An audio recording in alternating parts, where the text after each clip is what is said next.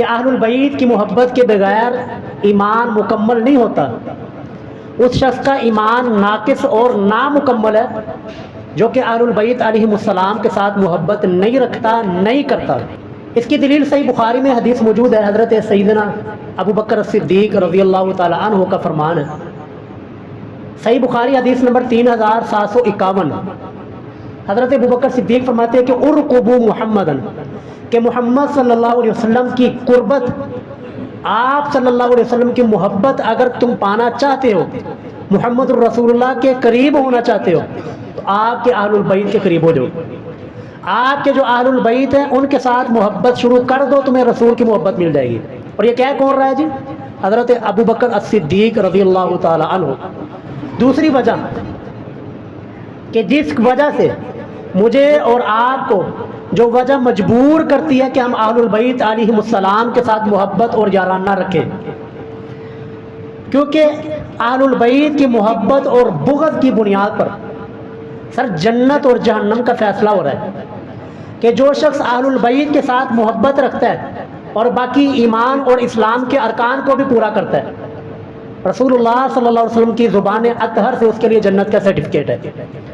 اور جو کوئی شخص نمازی ہے، متقی ہے، پرہیزگار ہے، سارے دین کے اعمال وہ کر رہا ہے، دین کے سارے اعمال کا پابند ہے، لیکن سر اس کے دل کے اندر اگر اہل البیت علیہم السلام کا بغض ہے کسی بھی طرح سے ہو، یعنی وہ زبان سے بیان نہیں کرتا یا دل کے اندر اصحاب اہل البیت علیہم السلام کا بغض اس کے دل کے اندر موجود ہے، تو اس کے بارے میں حدیث سنیے۔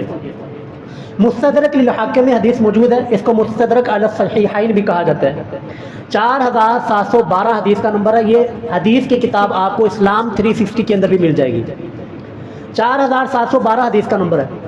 رسول اللہ صلی اللہ علیہ وسلم نے ارشاد فرمایا کہ فلو ان رجلا، کہ اگر کوئی شخص، کوئی آدمی، صافنا بین الرکن والمقام، کہ وہ مقام ابراہیم اور حجر اسود کے درمیان کھڑا ہو کر وہ نوافل پڑھتا رہے، فصلی وصام، وہاں پر کھڑے ہو کر نمازیں پڑھے اور وہ روزوں کا بھی پابند ہو، اور وہاں پر جا کر بیت اللہ کے اندر جا کر اعتکاف کرے، صافانہ اعتکاف کرے، اور فصلی وصام، نمازیں پڑھے، روزے رکھے، لیکن وہ لقی اللہ، وہ اللہ تعالیٰ کو اس حال میں ملے کہ وہ مبغض لأہل بیت محمد صلی اللہ علیہ وسلم، کہ اس کے دل کے اندر ایمان دیکھے کتنا بڑا ہے، اعمال دیکھے کتنے بڑے بڑے ہیں، کہ بیت اللہ کے اندر اعتکاف ہے، بیت اللہ، حجر اسود اور مقام ابراہیم کے درمیان نوافل اور نمازیں ہیں اور روزوں کی پابندی ہے، کتنے بڑے بڑے اعمال ہیں، لیکن وہ مبغض لأہل بیت محمد، اگر اس کے دل کے اندر محمد صلی اللہ علیہ وسلم کے اہل البیت کا بغض ہوا، اس کے دل کے اندر اہل البیت کے بارے میں نفرت پائی جاتی ہو، رسول اللہ نے فرمایا جی دخل النار، وہ اللہ اس کی اس نیکی کی ذرہ برابر بھی پرواہ نہیں کرے گا، اس کو اٹھا کر اللہ جہنم کے اندر ڈال دے گا۔ تو یہ وجہ ہمیں آپ کو مجبور کرتی ہے کہ ہم اہل البیت علیہم السلام کے ساتھ محبت رکھیں، ان کے ساتھ پیار کریں، ان کے ساتھ الفت والا معاملہ کریں۔ تیسری وجہ جو کہ ہمیں مجبور کرتی ہے کہ رسول اللہ کے اہل البیت کے ساتھ ہم محبت کریں، کہ رسول اللہ صلی اللہ علیہ وسلم وہ خود ہی اپنی امت کو یہ درس دے کر گئے ہیں، اپنی امت کو یہ سکھا کر گئے اور بتا کر گئے کہ لوگوں انی تارک فیکم ثقلین، صحیح مسلم 6225 حدیث کا نمبر، اور یہ بڑی مشہور حدیث ہے، میں نے کئی مرتبہ اس منبر پر اس حدیث کو بیان کیا، حدیث غدیر خم والی حدیث۔ غدیر کہتے ہیں جی تالاب کو، اور خم اس گاؤں کا نام تھا، اس جگہ کا نام تھا۔ یہ اس غدیر خم، اس تالاب والی جگہ کے پاس آ کر رسول اللہ نے خطبہ دیا تھا، اس خطبے کو کہا جاتا ہے خطبہ غدیر خم۔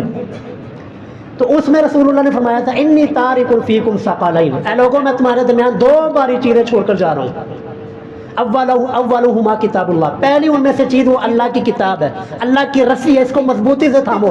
جس نے اس قرآن کے ساتھ اپنا تعلق قائم کر لیا، جس نے اس قرآن کو مضبوطی کے ساتھ تھام لیا، وہ کبھی بھی گمراہ نہیں ہوگا۔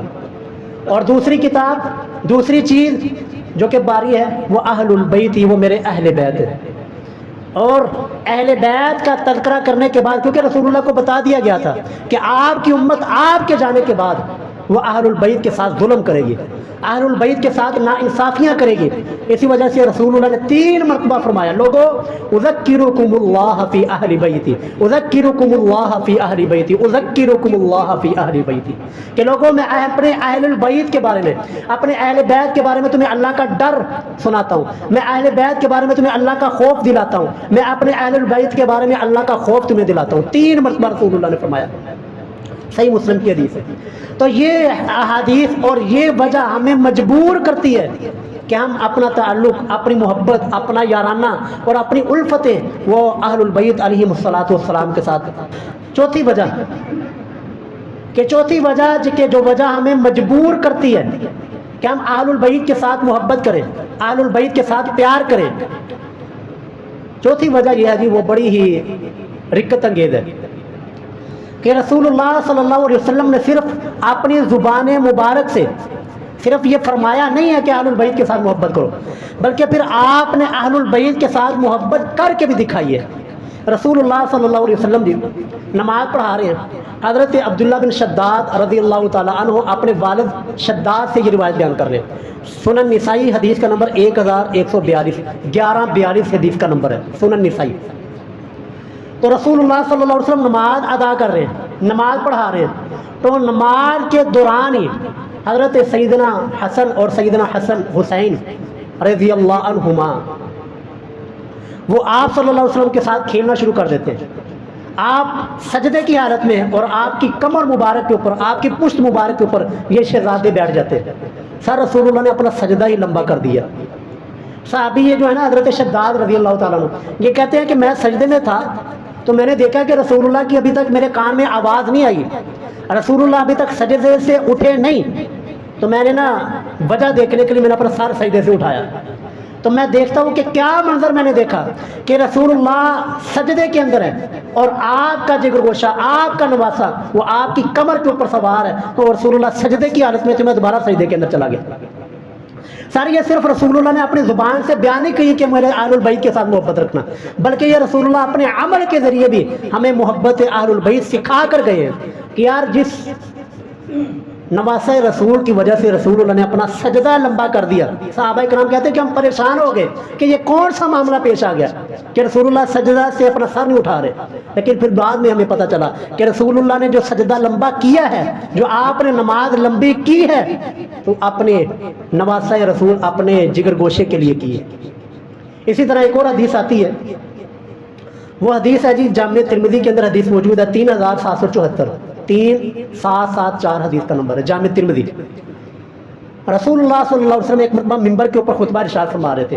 اس حدیث کے راوی حضرت ابو بریدہ رضی اللہ تعالیٰ عنہ، حضرت ابو بریدہ رضی اللہ عنہ فرماتے ہیں کہ رسول اللہ ہمیں ایک مرتبہ خطبہ ارشاد فرما رہے تھے، جمعہ کا خطبہ ہے، جمعہ کے دن آپ منبر کے اوپر موجود ہیں، آپ نے دیکھا کہ سیدنا حسنین کریمین علیہم السلام، اور یہ جو میں بار بار علیہم السلام کا لفظ بول رہا ہوں نا اس سے پریشان نہ ہو، محدثین نے حضرت سیدنا علی، سیدہ فاطمہ، سیدنا حسن اور سیدنا حسین رضی اللہ عنہم اجمعین ان کے ساتھ علیہ السلام کا لفظ لکھا ہے، اور ہمیں یہ تعلیم دی ہے کہ اہل البیت کا مقام بہت اعلیٰ ہے، بہت ہی بلند ہے، اس لیے جو علی علیہ السلام کہہ دے یا فاطمہ علیہ السلام کہہ دے یا حسنین کریمین علیہ السلام کہہ دے تو ان کو شیعوں کے کھاتے میں نہ ڈالا کرے۔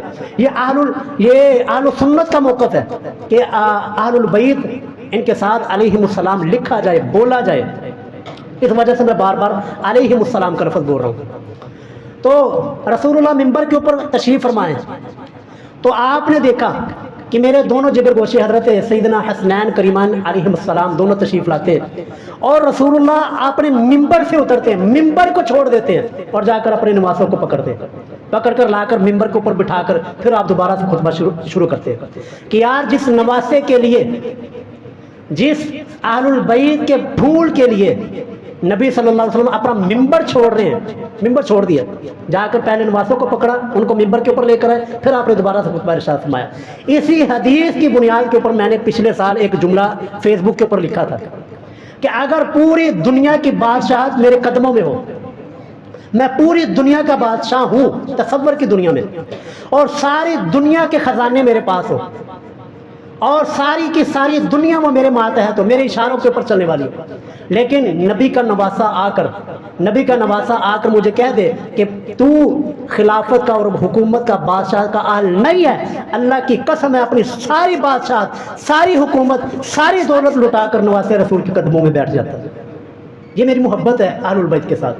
لیکن مجھے حیرانگی ہے ان لوگوں کے اوپر جنہوں نے اپنی خلافت اور بادشاہت کو نہیں چھوڑا، نواسے رسول کو شہید کر دیا۔ تو بہرحال یہ انشاءاللہ الگ موضوع ہے، انشاءاللہ اس کے اوپر میں الگ سے بات کروں گا۔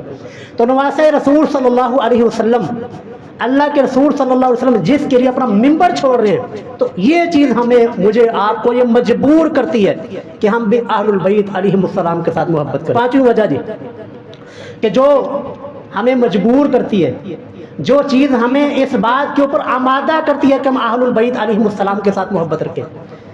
حضرت سیدنا ابو ذر غفاری رضی اللہ تعالیٰ عنہ ایک مرتبہ رسول اللہ کے پاس تشریف لاتے۔ یہ حدیث آپ کو جو ملے گی سنن مستدرک للحاکم میں، حدیث کا نمبر 7944 7944 مستدرک للحاکم، صحیح سند کے ساتھ موجود ہے۔ حضرت ابو ذر غفاری آتے ہیں رسول اللہ کے پاس اور آ کر کہتے ہیں یا رسول اللہ مجھے آپ سے بھی محبت ہے اور آپ کے اہل البیت کے ساتھ بھی محبت ہے، میں آپ کے ساتھ بھی پیار کرتا ہوں اور آپ کے جو اہل البیت ہیں، آپ کے جو گھر والے، میں ان کے ساتھ بھی پیار کرتا ہوں۔ رسول اللہ نے فرمایا آگے سے قسم اٹھوائی کہ ابو ذر کیا تم اس بات کے اوپر قسم اٹھا سکتے ہو؟ تو حضرت ابو ذر غفاری رضی اللہ تعالیٰ عنہ نے قسم اٹھائی، یا رسول اللہ مجھے اللہ کی قسم ہے کہ میں آپ کے ساتھ اور آپ کے اہل البیت کے ساتھ محبت کرتا ہوں۔ رسول اللہ نے فرمایا پھر بس تیار ہو جاؤ، فقر کے لیے اور بھوک کے لیے، تنگ دستی کے لیے تم تیار ہو جاؤ، کیونکہ جو بھی ہمارے اہل البیت کے ساتھ محبت کرتا ہے، جو بھی ہمارے اہل البیت کے ساتھ الفت اور یارانہ رکھتا ہے، پھر فقر اور تنگ دستی اس شخص کی طرف ایسے آتی ہے جیسے کہ اونچے پہاڑ سے پانی کا سیلاب نیچے کی طرف آتا۔ تو اس لیے جی جو محبت ہے اہل البیت یہ ہے بڑا مشکل کام، کیونکہ یہاں پر لوگوں نے اٹھا کر شیعوں کے کھاتے میں ڈال دیتے ہیں، شیعہ ہو گیا ہے، یہ رافضی ہے، یہ فلانا ہے، یہ ان کا موضوع ہے۔ تو ہے بڑا ہی مشکل جی موضوع، لیکن یہ ہمارے ایمان کا حصہ، میرے ایمان کا حصہ ہے۔ اگر میں اس کو منبر کے اوپر بیان نہ کروں تو میرا ایمان نامکمل ہے، میرا ایمان ناقص ہے اگر میں اہل البیت کے ساتھ محبت نہ کروں، اگر میں اہل البیت کی محبت کو آپ کے سامنے بیان نہ کروں، میں سمجھتا ہوں میرا ایمان نامکمل ہے اور ناقص ہے۔ تو رسول اللہ جس کے بارے میں فرما رہے کہ جس نے ہمارے اہل البیت کے ساتھ محبت رکھتی، بس وہ تنگ دستی کے لیے، فقر کے لیے، فاقے کے لیے، بھوک کے لیے تیار ہو جائے، کیونکہ بھوک، تنگ دستی، فقر اس کی طرف آتا ہے ایسے جیسے کہ پہاڑ سے پانی نیچے آتا ہے۔ چھٹی اور آخری وجہ جی کہ جو وجہ مجھے اور آپ کو مجبور کرتی ہے کہ ہم اہل البیت علیہم السلام کے ساتھ محبت کریں، وہ وجہ یہ ہے کہ میں نے پچھلے جمعے بھی آپ کے سامنے عرض کیا تھا کہ اللہ تعالیٰ کے ہاں کسی کو بھی مقام اور مرتبہ کسی کی رشتہ داری کی وجہ سے، قبیلے کی وجہ سے، مال اور دولت ہونے کی وجہ سے، کسی کا بڑا قد کاٹ ہونے کی وجہ سے اللہ کے ہاں مقام نہیں ملتا۔ اگر کسی کا بچہ ہونے کی وجہ سے مقام ملتا نا جی، تو حضرت سیدنا نوح علیہ السلام کے بیٹے کو مل جاتا۔ نوح علیہ السلام کا بیٹا ہی تھا لیکن آنکھوں کے سامنے غرق ہو گیا۔ نوح علیہ السلام نے التجا بھی کی، رب کے سامنے جولی بھی پھیلائی، یا ربی انہو من اہلک، یا اللہ میرا بیٹا، ان ابنی من اہلک، یا اللہ یہ میرا بیٹا میرے اہل میں سے ہے۔ اگر مقام رشتہ داری کی وجہ سے ملتا نا تو نوح علیہ السلام کے بیٹے کو مل جاتا، لیکن رب نے کیا فرمایا، یا نوح انہو لیس من اہلک، یہ تیرے اہل میں سے نہیں ہے۔ تو اللہ تعالیٰ کے ہاں مقام اور مرتبہ جو ملتا ہے وہ قربانیوں کی وجہ سے ملتا ہے، وہ اپنے آپ کو رب کے حوالے کر دینے کی وجہ سے ملتا ہے۔ یہ سارے کے سارے گھرانے کو جو مقام ملا ہے کہ دیکھیے سیدہ فاطمہ علیہ السلام جنتی نوجوانوں کی جنتی عورتوں کی سردار ہے، اور ان کے بیٹے سیدنا حسنین کریمین یہ جنتی نوجوانوں کے سردار ہیں، اور ان کے والد وہ رسول اللہ نے فرمایا یہ ان سے بھی بہتر ہے۔ یہ سارے کے سارے گھرانے کو جو مقام ملا ہے رشتہ داری کی وجہ سے ملا ہے، اس وجہ سے ان کو مقام ملا کہ یہ رسول اللہ کے رشتہ دار ہیں، نہیں، قرآن اور اللہ کے نزدیک رشتہ داری کی وجہ سے مقام نہیں ملتا۔ مقام ملتا ہے تو مصائب بڑی زندگی کے ساتھ اپنے آپ کو رب کے حوالے کر دینے کی وجہ سے مقام ملتا ہے۔ اور چھٹی وجہ جو ہمیں مجبور کرتی ہے کہ ہم اہل البیت کے ساتھ محبت کریں، ان کے ساتھ پیار کریں، وہ چھٹی وجہ یہ ہے کہ سر ان کی زندگی انتہائی تکلیف والی گزری ہے۔ اس کے اوپر انشاءاللہ میں الگ طور پر جمعہ آپ کے سامنے عرض کروں گا، یا ویڈیو کی شکل میں اس کو ویڈیو ریکارڈ کروں گا، کیونکہ یہ چیز میں نے رمضان المبارک کے اندر بیان کی تھی، اہل البیت کی دکھ بھری زندگی، لیکن وہ ریکارڈ کے اندر نہیں آئی، وہ ریکارڈنگ نہیں ہو سکی تھی۔ تو اس لیے اس عنوان کے اوپر کہ اہل البیت کی زندگی کتنی دکھوں والی تھی، کتنی پریشانیوں کے ساتھ ان کو زندگی گزارنی پڑی ہے اور کتنی مشکلات انہوں نے جی لی ہیں. آج لوگوں نے انہیں کو مشکل کشا بنا کر پیش کر دیا. سیدنا علی کی زندگی ہے نا جی, سیدنا علی کی زندگی صرف آپ دیکھیں شروع سے لے کر اینڈ تک مشکلات ہی مشکلات, مشکلات ہی مشکلات, پریشانیاں ہی پریشانیاں ہیں. وہ انشاءاللہ میں الگ خطبے کے اندر آپ کو سامنے عرض کروں گا. لوگوں نے آج اسی سیدنا علی کو شیر خدا کو مشکل کشا اللہ کے مقابلے میں کھڑا کر دیا ہوا ہے. تو خیر یہ چھٹی وجہ ہمیں مجبور کرتی ہے کہ اہل البیت کی زندگی مشکل بھری پریشانیوں والی گزری ہے, ہمیں مجبور کرتی ہے کہ ہم ان کے ساتھ محبت کریں. اب دوسرا پوائنٹ یہ کہ اہل البیت کے ساتھ محبت تو ہم نے کرنی ہے, لیکن اہل البیت ہے کون؟ اہل البیت کے ہلوانے والے مصداق ہیں لوگ کون ہیں؟ تو قرآن کریم میں جی 21واں پارہ اینڈ پہ ختم ہو رہا ہے. 21ویں پارے کی آخری آیات ہے. آیت میں سورۃ احزاب ہے, آیت نمبر 28 28 نمبر آیت. وہاں سے نبی کی ازواج اور آپ صلی اللہ علیہ وسلم کی بیویوں کا تذکرہ شروع ہوتا ہے. یا ایھا النبی قل لازواجک, اے نبی صلی اللہ علیہ وسلم آپ اپنی بیویوں سے کہہ دیں. آیت نمبر 28 21واں پارہ. اب یہاں سے نبی کی بیویوں کے بارے میں بات شروع ہوتی ہے اور پھر آگے 22واں پارہ شروع ہوتا ہے. 22واں پارہ احزاب آیت نمبر 34, 28 سے لے کر آیت نمبر 34 تک یہ تذکرہ سارے کا سارا خطاب, یہ سارے کے سارے احکامات یہ نبی کی بیویوں کے بارے میں, رسول اللہ کی ازواج مطہرات اور ہماری ماؤں کے بارے میں.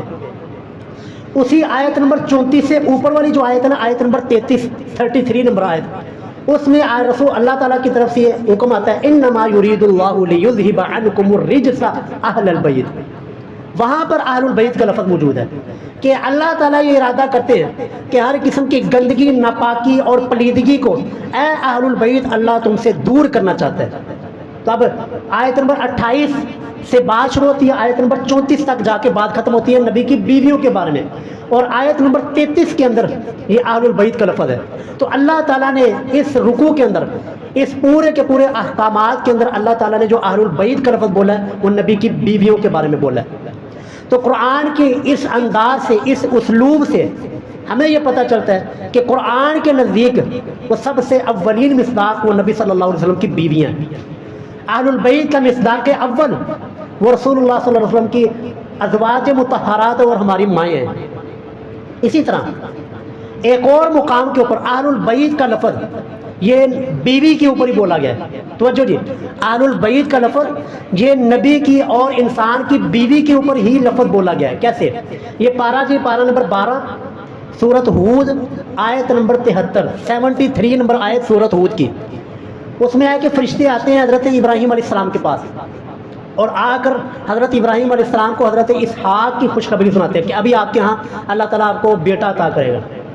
تو حضرت ابراہیم علیہ السلام کی بیوی وہ پاس کھڑی تھی, وہ تو عجب کرنے لگی کہ میں بھی بوڑھی ہو چکی ہوں, الد انا وعجوز انا عجوز وہذا بعلی شیخا, کہ میں بھی بوڑھی ہو چکی ہوں اور میرا خامد یہ بھی بوڑھا ہو چکا ہے, کہ ابھی اس بڑھاپے کی حالت میں اللہ تعالیٰ ہمیں اولاد دے گا. تو آگے فرشتہ کیا بولتا ہے؟ فرشتے کا لفظ آیت نمبر 73 سورۃ ہود پارہ نمبر 12. اللہ تعالیٰ نے فرشتوں کے ذریعے کہلوایا قالوا اتعجبین من امر اللہ رحمت اللہ وبرکاتہ علیکم اہل البیت. یہاں پر بھی اہل البیت کا لفظ ہے کہ فرشتے نبی کی بیوی کو کہتے ہیں کہ اے اہل البیت, اے نبی کی گھر والیوں, کیا تم اس بات کے اوپر تعجب کرتی ہو کہ اللہ تعالیٰ اس بڑھاپے کی عمر میں تمہیں اولاد دے گا؟ تو کتنی رحمتیں اور کتنی برکتیں اللہ تعالیٰ نے تمہارے گھرانے کے اوپر کی ہیں.